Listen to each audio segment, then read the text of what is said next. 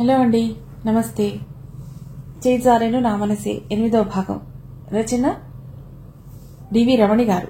చదువుతున్నది రాధిక. ఇక కథలో పెడితే, నవ్వుతూ లోపలికి వచ్చిన అరుణ్ని చూసి పార్వతి మురిసిపోయింది. దేవుడి మందిరం దగ్గరికి వెళ్లి నమస్కారం చేసుకుంది. స్వామి, కొండకొస్తాను తండ్రి, వాళ్ళిద్దరినీ ఒకటి చేసి వాడి జీవితం నిలబెట్టు అని. కాళ్ళు కడుక్కుని వెంటనే టేబుల్ దగ్గరకు వచ్చేసింది అరుణ. బావేడి అని అడిగింది. ఆఫీస్కి వెళ్ళాడు అరుణ అని చెప్పింది. బాక్స్ ఇచ్చావు కదా, అయినా అడగటం వేస్ట్, ఇచ్చే ఉంటావులే. ప్రశ్న జవాబు కూడా అరుణే ఇచ్చుకుంది. పార్వతి నవ్వి అవును అంది మురిపెంగా చూస్తూ. అవును మరి, ఇవన్నీ బావ ఫేవరెట్ వంటలు కదా అంది. మాట వినిపించి గదిలోంచి అమ్మమ్మ, ఎవరు? నానమ్మ, నేను నీతో మాట్లాడాలి. నిద్ర అయిందా నీది? జవాబు ఇవ్వకుండా ఏమడుగుతుందా అని చూస్తూ ఉంది. అరుణ జవాబు ఆశించి అడగలేదు. పార్వతి కొసరి కొసరి వడ్డిస్తుంటే తింది కబుర్లు చెప్తూ. పార్వతి కళ్ళలో నీళ్లు తిరిగాయి. చాలా కాలం తర్వాత అరుణ అలా గలగలా మాట్లాడుతుంటే. ఏటత్తా అరుణ ఇలా మాట్లాడుతోంది అని ఆశ్చర్యపోతున్నావా? అమ్మ సంగతి నీకు తెలుసు కదా. ఇంటికి వెళితే అమ్మ మనిషిని చూసి కానీ వండదు. ఆ వండటం పొద్దున్నొక్కసారే, తర్వాత ఎవరొచ్చినా స్విగ్గీ ఆర్డర్ ఇస్తుంది. నాకు నీ వంట ఇష్టం, అందుకే వచ్చేసాను నవ్వుతూ అంది. అరుణ భుజం చుట్టూ చేయి వేసి, ఇది నీళ్ళే కదరా, ఎప్పుడన్నా రావచ్చు. 16 రోజుల పండగ అవ్వగానే ఇక్కడే ఉంటావు, నీ వస్తువులన్నీ తీసుకుని మురిపంగా అంది పార్వతి. అత్త, బావరూంలో పడుకోనా అని అడిగింది కొంచెం మొహమాటంగా. ఏమనకుండా నవ్వింది పార్వతి. సిగ్గుపడుతూ మెట్లెక్కి పైకి వెళ్ళింది అరుణ. రఘు గదిలోకి అంతకుముందు ఎన్నిసార్లు వచ్చిందో ఈ గదికి, కానీ ఇప్పుడు కొత్తగా ఉంది గదంతా. చిందరవందరగా ఉంది. బుక్స్ ఒకవైపు, బుట్టలు ఒకవైపు అడ్డదిడ్డంగా. కానీ పాయిజన్ పర్ఫ్యూమ్ మాత్రం ఇంకా గదిలో ఉంది. అన్నీ చక్కగా సర్దిపెట్టింది. గదిలోకి ఎక్కడన్నా జానకి ఫోటో ఉందేమోనని వెతికింది. కనబడలేదు. పక్క మీద దుప్పటి మార్చి ఏసీ వేసి కాసేపు పడుకుందామని పడుకుంటే ఎప్పుడు నిద్రపట్టిందో నిద్రపట్టేసింది. సాయంత్రం 5 గంటలకి ఫోన్ మోగుతుంటే మెళకువ వచ్చేసింది అరుణకి. పార్వతి కిందకి రమ్మని టీ చేశానని చెప్పింది ఇంటర్కాంలో. కిందకొచ్చింది. పార్వతి ఒక ప్లేట్లో స్నాక్స్, టీ తెచ్చిస్తూ, నిద్ర పట్టిందా అమ్ములు అని అడిగింది. అత్త, 2 రోజులుగా నిద్ర లేదు మరి అంది అరుణ. ఇంకా మాటల్లో పొడిగించాలో అర్థం కాలేదు. సంతోషంగా ఉంది అరుణ రావటం, ఇంట్లో అన్నం తిని హక్కుగా పడుకోవటం. టీ తాగేసి నేను వెళ్తానత్తా, మళ్ళొస్తా అని క్యాబ్ బుక్ చేసుకుని వాళ్ళ ఇంటికి వెళ్ళింది. నానమ్మ దగ్గరికి వచ్చి, నీతో చాలా మాట్లాడాలి, ఈసారి వచ్చినప్పుడు మాట్లాడతా అని చెప్పింది. మనసులో భావాలకి మాటలకి యుద్ధమే జరుగుతోంది అరుణలో. ఎటూ తేల్చుకోలేని పరిస్థితి. బావ జానకిని ఎంతగా ప్రేమించాడు ఇన్నేళ్లు మనసులోనే నింపుకుని. నాకేమిటి అని ఆలోచిస్తే శూన్యంగా ఉంది. ఆ వైపు చూస్తే ఈగో హట్ అవుతోంది. ప్రేమ లేకపోయినా స్నేహంగా ఉండమని అంతా గోల చేస్తున్నారు. బావ మీద మనసు పడ్డ మనసు మాత్రం నువ్వే కావాలి అని మారం చేస్తోంది. పర్వాలేదులే, ఎంతమంది ఎన్ని రకాలుగా మోసాలు చేస్తున్న రోజులివి. నిజాయితీగా నిజం చెప్పాడు, హత్య చేయలేదుగా అని లాజిక్ మాట్లాడుతోంది బ్రెయిన్. నిన్నేమీ అమర్యాద చేయలేదు, అగౌరవపరచలేదు, కొంత టైం అడిగాడంతేగా. పాపం మనసెంత గాయపడిందో చూడు అని మనసు హెచ్చరిస్తోంది. కొద్దిగా తోడుండి ఒక గాయపడిన మనిషిని ఎలా ట్రీట్ చేయాలో అలా చెయ్యి అని మానవత్వం బోధిస్తోంది. చూడగానే చక్కని జంట అని అంతా అనుకుంటున్నారుగా, కొంచెం తగ్గితే ఏం నష్టం లేదుగా అని ఫ్రెండ్స్ సలహా ఇస్తున్నారు. మంచి లైఫ్ ఉంటే చదువుకోవటం పోస్ట్ పోన్ చేయొచ్చు అని ప్రొఫెసర్స్ చెప్తున్నారు. రఘు చాలా మంచివాడు, ఆ దుఃఖంలోంచి నువ్వే బయటికి తీసుకురావాలి సుమా అని రఘు ఫ్రెండ్స్ చెప్తున్నారు. నేనెలా పెంచామో రఘుని అలా చూశాము. ఇద్దరూ బాగుంటారని పెళ్లి చేశాము. జీవితాన్ని, అనుబంధాన్ని పంచుకోగలవని అమ్మా నాన్న అంటున్నారు. మేడం డెస్టినీ వచ్చేసింది అనగానే ఆలోచనకు అడ్డుపడింది. మనీ పే చేసి లోపలికి నడిచింది. అదే అయోమయంలో వస్తూనే నా రూంలోకి చూసి ఆశ్చర్యపోయాను. అమ్మా, నా రూమ్ సర్దావా? పైనుంచే అరిచాను. ఇరకాటంలో లేదు అని ఫోన్ పెట్టేసింది. చిన్న గ్రీటింగ్ కార్డ్ బుక్ మీద కనిపించింది. कोई गिल शिकवा नहीं, कोई झूठे वादे नहीं, बस आह निकलती शिकायत नहीं, आज नहीं तो कल జజ్బాత్ బన్నే కా ఖ్వాయిష్ రహా. అంటే ఎటువంటి ఫిర్యాదులు లేవు, ఎటువంటి అబద్ధపు వాగ్దానాలు లేవు. ఏదో బాధని చెప్పేది లేదు, వేడి నిట్టూర్పు. ఈరోజు కాకుంటే రేపు కోమలమైన భావం మనసుని తడుతుంది అని ఉంది. ఎవరో అర్థమైంది, ఎందుకు రాసిందో కూడా. చక్కని దస్తూరి. ఎవరు గది సర్దారో కూడా తెలిసిపోయింది. ఆఫీస్ బట్టలు మార్చుకుని కిందికి వెళ్ళాను. అమ్మ నాన్న హాల్లోనే నా కోసం వెయిట్ చేస్తున్నారు. ఏరా రఘు, ఆఫీస్లో పని ఎలా ఉంది అని నాన్న అడిగారు. మామూలే, కొత్తగా ఏమీ లేదు అన్నాను. అరుడు వచ్చిందా అనగానే ఇంకా అమ్మ అమ్మమ్మ ఇద్దరు ఒకరు విడిచిపెడితే ఇంకొకరు చెప్పుకొచ్చారు. ఎలా మాట్లాడింది, ఎలా నవ్వింది, ఎలా తింది, నా గదిలోకి వెళ్ళి ఎలా పడుకుంది, పూసగుచ్చినట్లు చెప్పేశారు. వాళ్ళ వెలిగిపోతున్న మొహాలు చూడగానే అర్థమైంది. అరే రఘు, ఏదైనా ప్లాన్ చేస్తున్నారా అడిగారు నాన్న.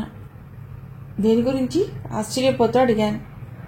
అదేరా, ఏదో వెళ్తుంటారుగా పెళ్లి కాగానే, హనీమూన్ లాంటిదేమన్నా అంటూనే ఆగిపోయారు. నాకేం చెప్పాలో తెలియలేదు. ఇంతవరకు కాసేపు కూడా కూర్చుని మాట్లాడుకోలేదు. హనీమూనా అన్నట్టు అరుణ ఎంట్రన్స్ ప్రిపేర్ అవుతోంది అనుకుంటా. ఇప్పుడప్పుడే కుదరదు అన్నాను. అమ్మ వాడి చూపులు గుచ్చుకున్నాయి. కానీ అమ్మ మొహం ప్రసన్నంగా ఉంది, ఏదో నవ్వు దాచుకున్నట్టు. అది చూడగానే కోపం వచ్చింది. వీళ్ళందరికీ నా పెళ్లి ఒక వేడుకైపోయినట్లుంది. పోనీలే, ఏమీ మాట్లాడట్లేదు అని వచ్చి కూర్చుంటే నా పెళ్లి, నా లైఫ్ గురించి తప్ప వేరే ఆలోచన లేదు. మొబైల్ చూసుకుంటూ కూర్చున్నాను. నాన్న పేపర్ చదివిందే చదువుతూ అమ్మ కబుర్లు. బయట నుంచి హార్న్ మోగించి శ్రీధర్ లోపలికి వచ్చాడు. రఘు, నీతో మాట్లాడాలి, బయటికి వెళ్దాం, వస్తావా అన్నాడు కన్నుగీటి వెంటనే. అమ్మ అంది, ఏరా ఎప్పుడు రోడ్ల మీదే ఉంటారు, ఇప్పటిదాకా ఆఫీస్, ఇప్పుడేగా వచ్చింది, మళ్ళీ ఎక్కడికి? వాణ్ణి ఉండనివ్వవా? నువ్వెక్కడికి, నువ్వు ఉండు అంది కోపంగా. ఆఫీస్ పనులు కాక వేరే ఉండవా అమ్మ?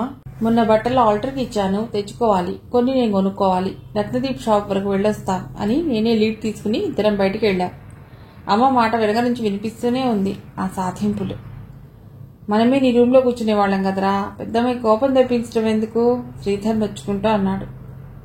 ఆపరారై, కూర్చున్నప్పటి నుండి పెళ్లి వరకు పెళ్లి అని చంపారు, ఇప్పుడు హనీమూన్ అని, ఆ తర్వాత ఒక మనవణ్ణి ఇవ్వ అంటారు. ఇంకేం మాటలు లేవారా? విసుగొచ్చేస్తోంది. అందుకే నేనే బయటికి వెళ్దాం అనుకున్నాను. నువ్వు ఆపద్బాంధవుడిలా ఎప్పుట్లా వచ్చేసావురా మేరే యార్ అన్నాను కొంచెం ఉద్వేగంగా. సరే పద, స్టార్బక్స్లో కూర్చుందాం అని అటువైపు తీసుకెళ్లాడు. అరే, మనం ఇద్దరం చిన్నప్పటి నుంచి కలిసే ఉన్నాము. నీ కష్టం నాకు తెలీదా? నీకేం కావాలో నాకు తెలీదా? మనని చూసి ఆ పాట రాశారు, నీకు తెలుసా? ఏ పాట? ఆశ్చర్యపోతూ అన్నాను. ఏ దోస్తి హమ్ నహీ ఛోడేంగే, తోడేంగే దమ్ మగర్ తేరా సాథ్ నా ఛోడేంగే. నేను జతకలిపాను. హాయిగా నవ్వుకున్నాం ఇద్దరం. అరే, మనం పుట్టలేదు కదరా ఆ పాట వచ్చినప్పుడు. మనని చూసి ఎలా రాశారంటావు? అవుననుకో, కవులలో ఆలోచిస్తూ ఉంటారులే అన్నాడు శ్రీధర్. అరే, మనం ఇంత హాయిగా మాట్లాడుకుంటున్నాం కదా, అంతా ఎందుకుంటారు మనలా? ఏదో ఒకటి మనసులో పెట్టుకుంటారు, ఇంకేదో మాట్లాడతారు. ఆ లుక్లేమిటి? నాకు విసుగొచ్చేస్తోంది. అసలు నేనెవరికీ తెలియని, పరిచయం కూడా లేని చోటుకు వెళ్ళిపోవాలని అనిపిస్తోంది. అవన్నీ అయ్యే పనులు కావు. అందుకే ఈ మధ్య అందరికీ వాంటరింగ్ లాస్ట్ కలుగుతోంది. వెళ్ళిపోతున్నారు ఒక్కొక్కళ్ళే. తెలుసా, మొన్న ఈ మధ్య శరత్ మాల్దీవ్స్కి వెళ్ళాట ఒక్కడే. నిజమా? సర్లే, వాడికి చాలా డబ్బుంది, ఎలా ఖర్చు పెట్టాలో తెలియదు, ఇలా వెళ్తూ ఉన్నాడన్నమాట. అంతే అనుకోరా. ఒక విషయం చెప్పరా, నేనేం చేయాలి ఇప్పుడు? సిన్సియర్గా అడిగాను. ఒక నిమిషం ఆగి మొదలెట్టాడు. మొన్న అరుణ వచ్చిందిరా, తెలుసా? మా అందరితో ఎంత బాగా మాట్లాడిందో. నేను కామ్ అయిపోయాను అరుణ ప్రస్తావన రాగానే. అంతేకాదురా, జానకి గురించి పూర్తిగా చెప్పించుకుంది. కళ్లలో నీళ్లు నింపుకుంది విన్నాక. జానకిని మర్చిపోలేనురా, బాధగా అన్నాను. రఘు, నిన్ను మర్చిపోమని ఎవర్రా అన్నది? తలుచుకుని కుమిలిపోకుండా మూవ్ ఆన్ అవ్వమని చెప్తున్నా. నా చేతి మీద చేయి వేసి అన్నాడు. నాకు ఉందిరా మూవ్ ఆన్ అవ్వాలని, కానీ నా వల్ల కావట్లేదురా. మనస్సు భారమైపోయింది జానకి జ్ఞాపకంతో. హలో, ఏమిటి ఇద్దరు ఇక్కడ రాజకీయం చేస్తున్నారు? మాట వినిపించి పక్కకి చూస్తే అరుణ, వాళ్ళ ఫ్రెండ్ రాగిణి. మొహమంతా వెలిగిపోతూ, నాకు చోటుందా అని అడిగింది. మీకు మాత్రమే చోటుంది, కూర్చో అరుణ ప్లీజ్. రాగిణి, మీరు కూడా అని అన్నాడు శ్రీధర్. శరత్ రాలేదా? కూర్చుంటూ అడిగింది అరుణ. నేను శ్రీధర్ మొహాలు చూసుకున్నా. ఏమిటి ఏమైంది? చెప్పకూడనిదా? ఆశ్చర్యంగా అడిగింది రాగిణి. అలా ఏం లేదు, వాడు ఒక ఫ్రెండ్తో నైనితాల్ వెళ్ళాడులే, శ్రీధర్ నవ్వుతూ అన్నాడు. ఫ్రెండ్స్ మీరిక్కడుండగా వేరే ఎవరా ఫ్రెండ్? అడిగింది అరుణ. మరేమీ లేదరుణ, మరేమో నీకు తెలుసుగా, శరత్కి వాళ్ళ బంధువుల్లో ఒక ఫ్రెండ్ ఉంది అని అంటూ ఉండగానే కట్ చేసి, ఉంది అంటున్నావు? గర్ల్ ఫ్రెండా? కళ్ళు పెద్దవి చేసి అడిగింది. అలా వెళ్ళొచ్చా? ఇంట్లో ఒప్పుకున్నారా? అంతే ఆశ్చర్యపోతూ అడిగింది రాగిణి. అరే అరుణ, నువ్వు కూడానా? శ్రీధర్ సంగతి తెలీదా? వాళ్ళ ఫ్యామిలీ అంతా తిరుపతికి వెళ్లారు అన్నాను. గట్టిగా నవ్వేశాడు శ్రీధర్. సో ఇలా పుకార్లు పుడతాయని తెలిసిందా రఘు? అన్నాడు కన్ను గీటి. అయినా మీరు వెళ్లారుగా కెనడా, అరుణ నన్ను చూస్తూ అంది. వెళ్ళకపోయి ఉంటే చాలా బాగుండేది, నీకు నాకు ఈ ఎంబరాస్మెంట్ ఉండేది కాదు తలంచుకుని అన్నాను. వద్దన్నా నిష్ఠురం గొంతులో వచ్చేసింది. నిజమే కదా, అలా వెళ్ళకపోయి ఉంటే జానకి వెళ్ళిపోయేదే కాదు, నీకు నాతో పెళ్లి జరిగేదే కాదు అంటూ ఉండగానే శ్రీధర్ అందుకుని, మనం ఇలా కలిసేవాళ్ళమే కాదు, అందుకే అంటారు ఘంటసాల గారు, ఏ నిమిషానికి ఏవి జరుగునో ఎవరూ ఊహించెదరు అని. వాడి భావం అర్థమైంది. ఇప్పుడు జానకి ప్రస్తావన అవసరమా అని. సడన్ గా వాతావరణం సీరియస్ అయిపోయింది. నా ప్రమేయం లేకుండానే ఎటో చూస్తూ కూర్చున్నాను. ఆ శ్రీధర్, అది వదిలే గాని మనం ఏం చేద్దాం? ఏదన్నా ప్లాన్స్ చెప్పు అంది అరుణ. మురిపంగా చూశాడు శ్రీధర్. అయినా నువ్వు పీజీ ఎంట్రన్స్ కు ప్రిపేర్ అవుతున్నావని మావయ్య చెప్పారు, ఇప్పుడిక ప్లాన్లేమిటి? ఆశ్చర్యం నటిస్తూ అన్నాడు శ్రీధర్. ఒక విషయం చెప్పనా? అరుణ అసలు చదవట్లేదు, పుస్తకాల ముందు ఉంటుంది కానీ నో ఇంట్రెస్ట్, రాగిణి గబగబా చెప్పేసింది. తల తిప్పి అరుణ వైపు చూశాను. తల పంకించింది ఏమనకుండా. మీరెక్కడి చూస్తున్నారు అని అడిగాను. ఏమీ మాట్లాడకుండా కూర్చుంటే బాగుండదని ఏదో మాట కలపాలని. ఇంటికెళ్ళాను బావా, అత్తయ్య చెప్పింది మీరిద్దరూ బయటికెళ్లారని. సాయంత్రం అయితే బిర్లా మందిర్, మధ్యాహ్నం అయితే తాజ్ హోటల్, ఎటు కాని టైం అయితే స్టార్ బక్స్. డిన్నర్ ఇంట్లో చేయకపోతే అత్త ఊరుకోదు, అలా అర్థం ఇలా వచ్చాం. రాగిణి శ్రీధర్ గొడుక్కుంటూ మాట్లాడుకుంటున్నారు. ఒక గంట గమనించాడు. మరి వెళదామా అన్నాను. రాగిణి శ్రీధర్ లేచి నిలబడి, మేము స్టేషనరీకి వెళ్ళి ఇంటికి వస్తాం, మీరిద్దరూ వెళ్ళండి అని జవాబు కోసం చూడకుండా వెళ్ళిపోయారు. అరే అని పిలుస్తుంటే కూడా వినిపించుకోకుండా. వాడు చేసే ఇలాంటి పనులకి నాకు చాలా కోపం వస్తుంది. అరుణ అని పిలిచాను. బహుశా మొదటిసారి అనుకుంటా, కానీ అప్పటికే అరుణ ఆటో ఎక్కి వెళ్ళిపోతోంది, నాకు చెప్పలేదు. అటు శ్రీధర్ ఇటు అరుణ ఇద్దరు వెళ్ళిపోయారు. చాలా కోపం వచ్చింది. మేమేమన్నా లవర్స్మా టైం ఇచ్చి వెళ్ళిపోవటానికి? ఉండు నీ పని చెప్తా అనుకుని ఇంటివైపు బయలుదేరాను. ఎందుకు అరుణ ఒక్కతివి వచ్చేసావు? కొంచెం కోపంగా అడిగాడు శ్రీధర్ ఎప్పట్లా. ఏం చేయమంటావు శ్రీధర్? నేను పక్కకి రాగానే ఏదోలా ఫీల్ అవుతాడు, బిగుసుకుపోయి హారర్ సినిమా చూస్తున్నట్లు కూర్చుంటాడు. నాకు విసుగొచ్చి వెళ్ళిపోయాను అంది అంతే కోపంగా అరుణ. పోనీ నువ్వే పలకరించొచ్చు కదా అడిగాడు. అదే మరి, నేనెప్పుడు మాట్లాడతానా అని చెంపకి చెయ్యి చేర్చుకుని చూస్తున్నాడు. పాపం మాట్లాడతాను వ్యంగ్యంగా అనేసి వెళ్ళిపోయింది. అరుణ, నిన్ను నానమ్మ పిలుస్తోంది శ్రీధర్ చెప్పాడు. నాకు తెలుసు, ఇప్పుడేదో పెద్ద ప్రోగ్రాం పెడుతుంది, వినకపోతే మళ్ళా నాన్న ఒప్పుకోరు. అది కాదురా బుజ్జి, మరేమో అమ్మ చెప్తే వినాలి కదా అంటారు. వస్తున్నా అని వెళ్ళింది. అరుణ తల్లి, నా మాట విని పెళ్లి చేసుకున్నావు, సరే కోపం తగ్గిందా ఇంకా ఉందా? నవ్వుతూ అడిగింది. కోపం ఏమీ లేదులే నానమ్మ, ఏదో టెన్షన్స్ ఉన్నాయిగా, నువ్వు మళ్ళీ ఆరోగ్యం పాడు చేసుకోకు అంది అరుణ. నా తల్లి అని బుగ్గలు పుడికింది. ఇప్పుడొచ్చేసావు? మీ నాన్న ఇప్పుడప్పుడే నా కూతుర్ని పంపనేనంటాడేమిటి? దిగులుగా అంది. నేను ఇంకా చదువుకోవాలి నానమ్మ, అయ్యాకొస్తాను అంది అరుణ సాధ్యమైనంత నెమ్మదిగా. ఇక్కడి నుంచి చదువుకోవే పిల్ల, నాకు తోడుంటావు అభిమానంగా చూస్తూ అంది. సరే చూస్తాను, నాకు ఫోన్ వస్తుంది, తర్వాత మాట్లాడతాలే నానమ్మ అని మొబైల్ తీసుకుని పక్కకు వచ్చింది.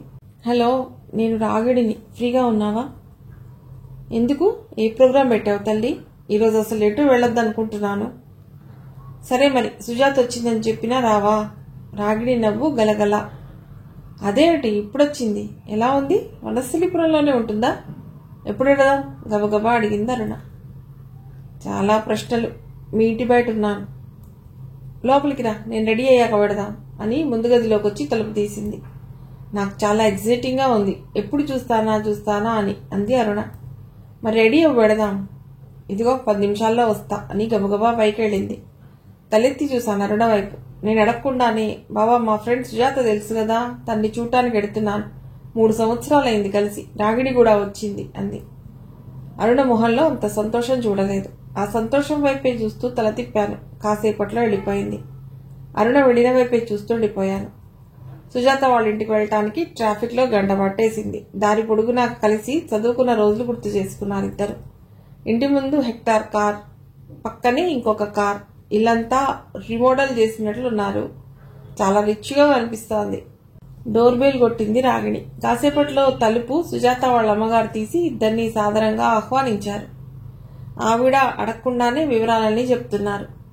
అరుణకు గుర్తొచ్చింది 2 ఏళ్ల కిందట సుజాత సూసైడ్ చేసుకోవటానికి స్లీపింగ్ పిల్స్ మింగేయటం, వెంటనే చూసి హాస్పిటల్లో చేర్చటం, తర్వాత డిప్రెషన్లోకి వెళ్ళిపోతే ట్రీట్మెంట్స్ మొదలెట్టడం, పానిక్ అటాక్స్ రావటం. ఇంచుమించు 6 నెలలు పట్టింది కొంచెం నార్మల్ అవ్వటానికి. అప్పటి నుంచి లవ్ మ్యారేజ్ మీద నమ్మకం పోయింది అరుణకు. ఆ తర్వాత ట్రాన్స్ఫర్ చేయించుకుని చెన్నై వెళ్లిపోయారు సుజాత వాళ్ళ పేరెంట్స్. అక్కడే డిగ్రీ ఫైనల్ ఇయర్ చదివింది. 3 మంచి ఫ్రెండ్స్. సుజాతని వెళ్లే ముందు చూడటమే. చిక్కిపోయి గాజు కళ్లతో ఉన్న సుజాతే గుర్తుంది. స్టేషన్కి కూడా వెళ్లి వచ్చారు ఇద్దరు. బయట నుండి సుజాత వెనక ఒక పంజాబీ అబ్బాయి లోపలికి వచ్చాడు. ఇద్దరిని చూసి పెద్దగా అరిచి దగ్గరకు వచ్చేసింది. సుజాత కుందనపు బొమ్మలా చక్కగా ఉంది మెరిసిపోతూ. అరుణ అలా చూస్తూ ఉండిపోయింది. నుదుటి సింధూరం, చేతికి ఎర్రగాజులు. ఆ వరకటి సుజాతకి ఇప్పటి సుజాతకి ఎంత తేడా అనుకుంది. ఎలా ఉన్నావు? ఇద్దరూ ఒకేసారి అడిగారు. అన్నీ చెప్తాను, ముందు meet my husband mister Charanjit Sajjan, మా క్లోజ్ ఫ్రెండ్ రాగిణి అరుణ అని పరిచయం చేసింది. ఇద్దరిని మర్యాదగా పలకరించి లోపలికి వెళ్ళిపోయాడు.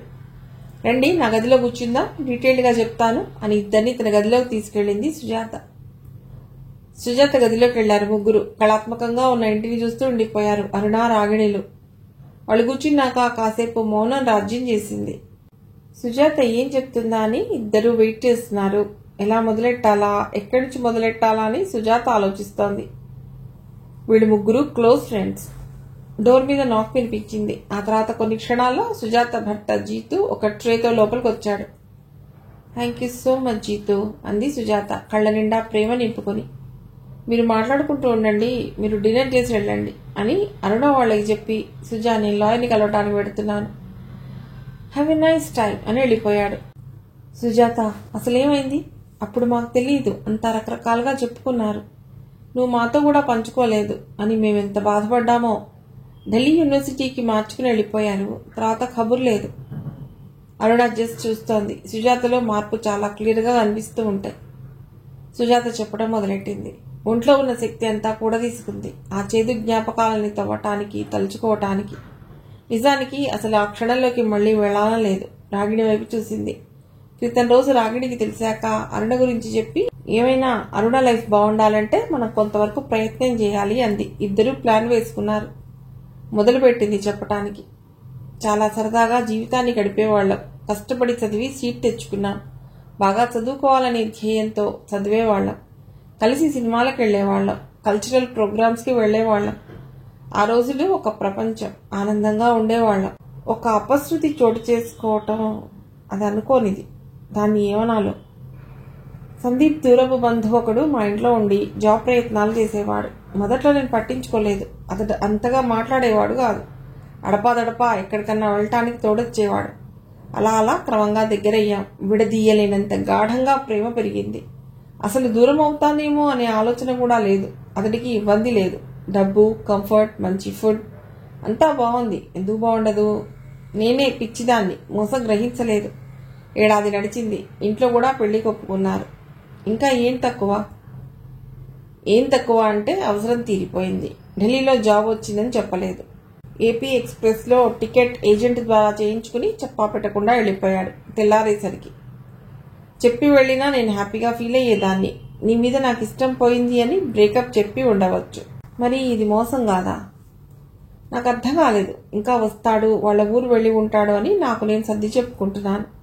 నాన్నకి డౌట్ వచ్చి ఏజెంట్ అడిగితే తెలిసింది. అడ్రస్ తీసుకుని వాళ్ళ ఊరు వెళ్తే ఇంకొక భయంకరమైన నిజం తెలిసింది. కొన్ని క్షణాలు ఆగిపోయింది సుజాత. మళ్ళీ తేరుకుని చెప్పసాగింది. అతడికి ఆల్రెడీ పెళ్ళయి 4 ఏళ్ల కొడుకున్నాడు. అతని ఫ్యామిలీ ఖమ్మంలో ఉంటారు, వ్యవసాయం చేస్తారు, పెద్ద ఫ్యామిలీ. అసలు ఏది నిజమా అనేది తెలియకుండా చెప్పాడు. అసలు డౌట్ కూడా రాలేదు. ఇంటికి వచ్చి చాలా తిట్టారు నన్ను. స్వేచ్ఛ ఇస్తే ఇలా పాడు చేసుకున్నానని ఆయనే తిట్టుకున్నారు. ఆ అవమానం తట్టుకోలేకపోయాను. ప్రెగ్నెంట్ కానక్కర్లేదు కానీ ఒకరితో ఉండి ఇంకొకరికి ఎలా దగ్గర అవ్వగలను? అంత క్లోజ్ అయినట్టు అమ్మా నాన్నలకు కూడా తెలియదు. ఎలా పెళ్లి చేసుకోగలను? సో నో మ్యారేజ్ అని డిసైడ్ అయినా కానీ నా బాధ పోలేదు. ఇంకా నేను బతకడం వేస్ట్ అని స్లీపింగ్ పిల్స్ మింగేశాను. కిమ్స్లో జాయిన్ చేశారు. కష్టపడి బతికించారు. ఆ డాక్టర్ ఈ జీతు సర్జన్. ఇదంతా చూసి నాన్నకి అటాక్ వచ్చింది. అదొక పీడకల. నిజానికి 4 రోజులు మామూలుగా లేవు. ఆ టైంలో జీతు ఎంత తోడిచ్చాడు అన్నది నేను చెప్పలేను. నమ్మకం ఇచ్చాడు. అన్నింటికన్నా ధైర్యం ఇచ్చాడు. బజార్లో దొరకవరునా ఇవన్నీ. ప్రేమ అనేది ఒక జ్యోతి లాంటిది. 2 చేతులు అడ్డుపెట్టి కాపాడుకోవాలి. దానంతట అది ఏదీ జరగదు. మన ప్రయత్నం చెయ్యాలి అని నాకు నేర్పాడు. బాధపడనివ్వలేదు. ఒక మనిషి ఇంకొకరికి ఇంతగా తోడవగలడా? నేను అనుకోలేదు మళ్ళీ జీతుతో నేను మామూలుగా జీవించగలనని. నా సంగతి తెలిసి పెళ్లి చేసుకున్నాడు. నాతో డైరెక్ట్గా సినిమా బాణీలో విల్ యూ మ్యారీ మీ అని అడగలేదు. డైరెక్ట్గా మా నాన్న అమ్మలతో మాట్లాడి వాళ్ళ పేరెంట్స్ని తీసుకుని వచ్చి వాళ్ళతో చెప్పించాడు. జాలితో అయితే సారీ నాకొద్దా జాలి, నేను ఒక్కదాన్ని బతకగలను అని చెప్పాను. జాలి కాదు, ప్లీజ్ నువ్వు నచ్చావు. నీ గతం ఆ ఇష్టాన్ని తగ్గించలేదు. ఆలోచించుకో, మనం ఫ్రెండ్స్లా ఉందాం, భార్యాభర్తల్లా కాదు అన్నాడు. ఐ వాజ్ ఇంప్రెస్డ్ అన్నది చిన్న మాట, కానీ నాకు నాకంటే అమ్మ వాళ్ల కోసం ఒప్పుకున్నాను. నేను ఒక్కదాన్ని అని ఎంతో గారాబం చేశారు. వాళ్ళకి బాధ కలిగించలేదు. రాగిణి తెలుసా, జీతు ఒక్కరోజు కూడా సందీప్ ప్రస్తావన తీయలేదు, అడగలేదు. నేను చెప్పబోతున్నా వద్దు, తలుచుకోకు, ఆలోచనలో కూడా రానీకు అన్నాడు. అన్నిటికన్నా నాకు ఎంతో గౌరవం ఇచ్చాడు. దెబ్బ తగిలిన మనిషికి మందు రాస్తే చాలు. మానసికంగా అయినా గాయానికి కాలంతో పాటు ప్రేమ కూడా ఇవ్వాలి. అప్పుడు మామూలు అవుతారు అని నిరూపించాడు. ఎందుకంటే ప్రతి ప్రాణికి తిండి కన్నా ప్రధానమైనది ప్రేమ. అది ఉన్న వాళ్ల మొహంలో నీకు ఆ ప్రేమ జ్యోతి కనిపిస్తుంది. అరుణ, రాగిణి స్పెల్ బౌండ్ అయి వింటున్నారు. జీతు మీద గౌరవం పెరిగింది. అలా వాళ్ళ ఇంట్లో గడిపి వెనక్కి బయలుదేరారు. ఇద్దరూ ఇంటికి వస్తున్నంతసేపు సుజాత గురించే మాట్లాడుకున్నారు. ఆశ్చర్యం, సంతోషం, సంభ్రమం అన్నీ కలిపిన భావం ఏదో వారి మనస్సులో ఉండిపోయింది. రాగిణి తానింటికి వెళ్తానని చెప్పింది. అరుణ ఒప్పుకోలేదు. ముందు లోపలికి రా, ఒక్కదానివే ఇంత రాత్రి అని చేయి పట్టుకుని తీసుకొచ్చింది. హాల్లో ఏదో డిస్కషన్ నడుస్తోంది, చాలా సీరియస్గా. అరుణ, రాగిణి ఒకరి మొహం ఒకరు చూసుకున్నారు. శ్రీధర్ ఏమీ లేదన్నట్టు సైగ చేశాడు. ఏమైంది అత్తయ్య, అంతా అలా ఉన్నారు? అరుణ అడిగింది. ఏమీ లేదు అరుణ. ఏముంది, ఎప్పటిపాటే.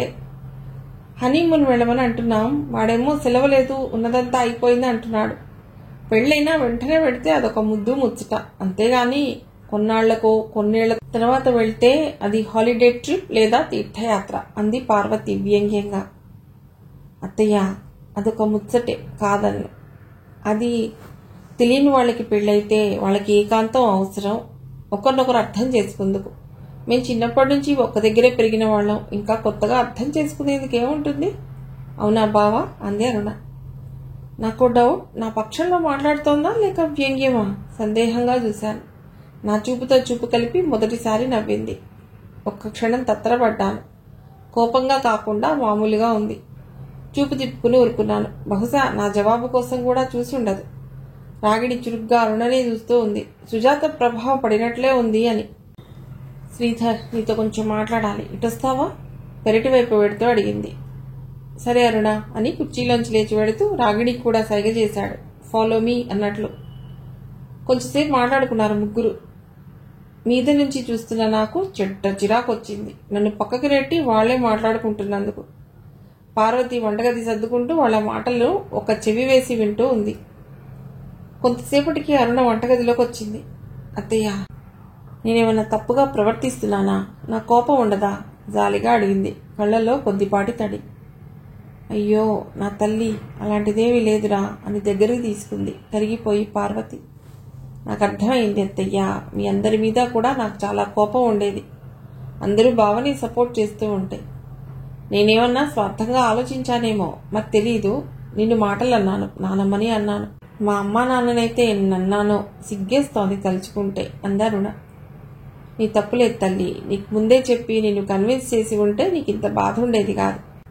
సరే పడుకో, అన్నీ అవే సర్దుకుంటాయి అంది సామ్నయంగా.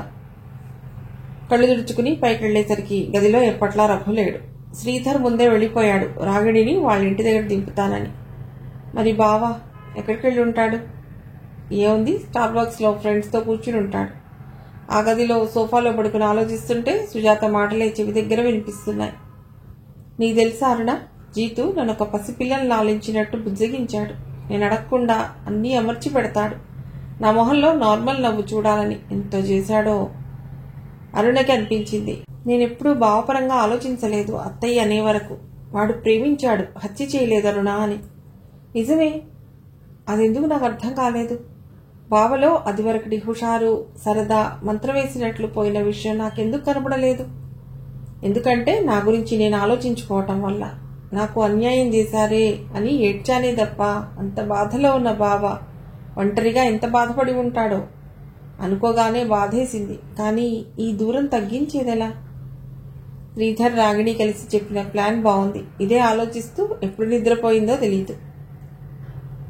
కౌసల్య సుప్రజారామ పూర్వా సంధ్యా ప్రవర్తతే ఉత్తిష్ట నరసార్దూల కర్తవ్యం దైవమాహ్నికం. సుప్రభాతానికి మెళుకు వచ్చింది అరుణకు. కింద ఇంట్లోంచి కాదు, వీధి చివర ఉన్న గుడి నుంచి అని అర్థమైంది. చప్పున లేచి చూస్తే టైం 7 అవుతోంది. అయ్యో లేట్ అయిపోయింది అనుకుంటూ లేచి వెంటనే కిందికి వెళ్లకుండా గదిని అలంకరించి సర్ది కిందటి రోజు తెచ్చుకున్న అందమైన వస్తువులు అమర్చి కిటికీకి కర్టెన్స్ మార్చి లావెండర్ బల్బ్స్ పెట్టి చక్కగా అందంగా అమర్చి ఆ తర్వాత చక్కగా తయారై బ్యాగ్ తీసుకుని కిందికి వెళ్ళింది. బావేడి అని అడుగుదామని అనిపించినా ఊరుకుంది. సెలవు కదా, ఇంట్లో ఉంటాడు అనుకుంటే పొరపాటే. ఇంట్లో ఎప్పుడుంటాడో ఎప్పుడు ఇంటికి వస్తాడో తెలీదు. ఏమైనా ఒక చూపు, మనం వెతుక్కోవాల్సిందే ఆన్సర్స్ అన్ని. కర్మరా బాబు అనుకుని వంటగదిలో చూస్తే అత్తయ్య హడావుడిగా వంట చేసేస్తోంది. అత్తయ్య నేనేమైనా హెల్ప్ చేయనా అంది. పర్లేదరుణా, అంత పెద్ద పనేవీ లేదు. గుడిలో ప్రసాదం ఇస్తానని చెప్పాను, అందుకని పులిహోర చక్కెర పొంగలి చేస్తున్నాను. మీ అమ్మ వాళ్ళు కూడా వస్తారు, గమ్మునరా, లేట్ చేయకు. కాఫీ తాగుతావా టిఫిన్ తింటావా ముందేది అంది. ఇప్పుడేమీ వద్దత్తయ్యా, ఒక పని మీద బయటికి వెళ్తున్నాను, వచ్చి చెప్తా అని యాక్టివా బయటికి తీసుకుని బయలుదేరింది. నేను అనుకున్న పని జరిగేలా చూడు భగవంతుడా, నేను నా ప్రయత్నం చేయాలని అనుకుంటున్నాను, నాకు ఆ శక్తినివ్వు. సుజాత భర్త జీతులా బావని ప్రేమించే శక్తినివ్వు అని కనిపించని దేవుళ్లకి మొక్కుకుంది. ఆలోచిస్తూ వైదేహి అనాథాశ్రమానికి వచ్చింది. తెచ్చిన ప్యాకెట్స్ తీసుకుని ఆఫీస్ రూమ్లో పెట్టింది. అక్కడే కుర్చీలో కూర్చుని మేనేజర్ కోసం చూస్తూ ఉంది. గోడ మీద ఒకవైపు ఫౌండర్ ఫోటోలు, ఆ పక్కన బుద్ధుడి ప్రతిమ, ఇంకా కొన్ని ఫోటోలు ఇంకొక వైపు గోడకి పెద్ద ఫోటో దండ వేసి ఉంది. నవ్వుతున్న అమ్మాయి ఫోటో చూడగానే అర్థమైంది అది జానకి ఫోటో అని. కాసేపు కన్నార్పకుండా చూస్తూ ఉంది. ఎంత చక్కటి నవ్వు, ఎంత దయగా ఉన్నాయి కళ్ళు, ఎంత త్వరగా వెళ్ళిపోయింది. చిత్రంగా కోపం రావటం లేదు, పైగా ప్రేమ కలగటం తనకే అర్థం కాని భావం. సుజాత వాడింట్లో జరిగిన దాన్ని ఇన్ఫ్లుయెన్సా? లోపల నుంచి మేనేజర్ దయాసాగర్ వచ్చాడు. అమ్మా మీరు అని ఆగిపోయాడు. నా పేరు అరుణ అండి, ఇక్కడ పిల్లలకి బుక్స్, పెన్స్, చాక్లెట్స్ తెచ్చాను, కొంత డొనేషన్ కూడా ఇవ్వాలని. సంతోషం తల్లి, కూర్చోమ్మా. నాకు జానకి గురించి చెప్తారా అనగానే ఆయన తలెత్తి ప్రశ్నార్థకంగా చూసి, జానకి గురించి ఎందుకు అడుగుతున్నావు తల్లి అన్నారు. అనాథలు ఎలా ఉంటారో మా నాన్నగారు, అమ్మ, అత్తయ్య చెప్పారు. ఇలా జానకి అందరికన్నా భిన్నంగా ఉండేదో కూడా. రఘురామ్ మా బావ, మేం పెళ్లి చేసుకున్నాం. జానకి గురించి ఈ మధ్య నాకు తెలిసింది, ఇంకా తెలుసుకోవాలని అడుగుతున్నాను. ఆయన జానకిని గురించి తలుచుకుని కళ్లల్లో నీళ్లు పెట్టుకున్నారు. తర్వాత కొద్దిసేపటికి తేరుకుని జానకి గురించి చెప్పటం మొదలెట్టారు. అంతా విన్న అరుణ మనసు ద్రవించింది. అటువంటి మంచి అమ్మాయికి ఇలా జరగటం దురదృష్టం అనుకుంది అరుణ. ఇంతలో శ్రీధర్ రాగిణి వచ్చారు. అరే అరుణ, ఏమిటి మమ్మల్ని 10 గంటలకి రమ్మని నువ్వు 8 గంటలకే వచ్చేసావు? రాగిణి అడిగింది. జానకి లోకంలోంచి బయటకు వచ్చింది అరుణ. కళ్లల్లో నీళ్లు చూసి స్వప్న దగ్గరకు వచ్చాడు శ్రీధర్ అరుణ చేయి పట్టుకుని. అరుణ, ఆర్ యు ఓకే అన్నాడు. ఆ శ్రీధర్, జానకి గురించి చెప్పారు, బాధ అనిపించింది. నేను చూడలేదే ఆమెని అని కూడా అనిపించింది. మీ అందరి బాధ, బావ కోసం మీరు పడ్డ తపన అర్థమైంది. కాస్త లేట్ అయిందనుకో అంది అరుణ. అరుణ అంత నెమ్మదిగా మాట్లాడటం చూసి ఆశ్చర్యపోయింది రాగిణి కూడా. అందరికీ తెచ్చినవి ఇచ్చావు అరుణ అడిగింది రాగిణి అరుణను డైవర్ట్ చేస్తూ. తలూపింది. కంటి చివర నిలిచిన కన్నీటి బొట్టు వేలితో తీసుకుని, జానకి, నీకోసమే నిజంగా ఈ కన్నీటి బొట్టు. నీకొక ప్రామిస్ చేస్తున్నాను. నీ రాజాని బాగా చూసుకుంటాను. పైనుంచి చూస్తావు కదూ అనుకుంది. అరుణ, దా ఇక చాలు, అక్కడ పిల్లలున్నారు చూద్దాం అని చెయ్యి పట్టుకుని బయటికి తీసుకొచ్చింది రాగిణి. అక్కడ చెట్టు కింద పిల్లలు చుట్టూ కూర్చుని మధ్యలో ఉన్నాడు రఘు. ఏదో చెప్పి నవ్విస్తున్నాడు. తెల్లటి లాల్చీ పిజామాలో. అది జానకి ఫేవరెట్ డ్రెస్ అని అత్తయ్య ఓసారి చెప్పడం గుర్తొచ్చింది. వాళ్లలో జానకిని చూసుకుంటున్న రఘుని చూడగానే ప్రేమ పొంగింది. నెమ్మదిగా వెళ్లి రఘు పక్కన కూర్చుని భుజం మీద చెయ్యి వేసి, నీతో నేను కూడా నడవచ్చా బావా అని అడిగింది. పక్కకి చూశాను. అరుణ కళ్లల్లో కనిపిస్తున్న స్నేహపూర్వకమైన భావానికి ఆశ్చర్యపోయాను. ఎప్పుడూ నిప్పులు కురిపించే తన కళ్లల్లో భావం నిజంగానే ఆత్మీయంగా ఉంది. అరుణ చెయ్యి చేతిలోకి తీసుకుని, అరుణ, నేనెప్పుడో వద్దా అన్నాను. నువ్వే దూరం దూరం పారిపోయావు. నువ్వే వెళ్ళొచ్చావు. మరి ఉండిపోతావా అన్నాను. చేతులతో చుట్టేయాలనున్నా చుట్టూ ఇంతమంది ఉన్నారనిపించి భుజం మీద వాలి కళ్ళు మూసుకుంది, నా చెయ్యి విడిచిపెట్టకుండా. తలెత్తి శ్రీధర్ వైపు చూశాను. రాగిణి, శ్రీధర్ ఇద్దరు చప్పట్లు కొట్టారు. ఏమిటో తెలియకపోయినా పిల్లలు కూడా చప్పట్లు కొట్టడం చూసి కిలకిలా నవ్వింది అరుణ. నవ్వులో జతకలిపారంతా. బావా, నువ్వు జానకి గురించి అన్ని విషయాలు నాతో షేర్ చేసుకోవచ్చు. నేను వేయటానికి ఎప్పుడూ రెడీనే. ఇంటికి వెడదామా అంది. నీకు ఈరోజేంటో తెలుసా అడిగాను. జానకి పుట్టినరోజు కదా అంది అరుణ. నాకు అర్థమైంది అదంతా శ్రీధర్ ప్లాన్ అని. నువ్వు చెప్పకపోయినా నాకు చెప్పేవాళ్ళు చాలా మందే ఉన్నారు అంది అరుణ. రాగిణి, మన పని ఇక్కడ లేదు గాని పద మనం ఇంటికి వెడదాం, వాళ్ళకి తోడు దొరికేసింది అని రాగిణి చేయి పట్టుకుని పెద్దగా పాడుతూ బయటికి వెళ్లాడు శ్రీధర్. ఉండిపోరాదే గుండె నీవేనే అంటూ వెనక్కి తిరిగి కన్ను గీటి నవ్వు దాచుకుంటూ. పిల్లలు కూడా వెళ్ళిపోయారు. బావా, నా మీద కోపం లేదుగా అడిగింది అరుణ ఆప్తిగా.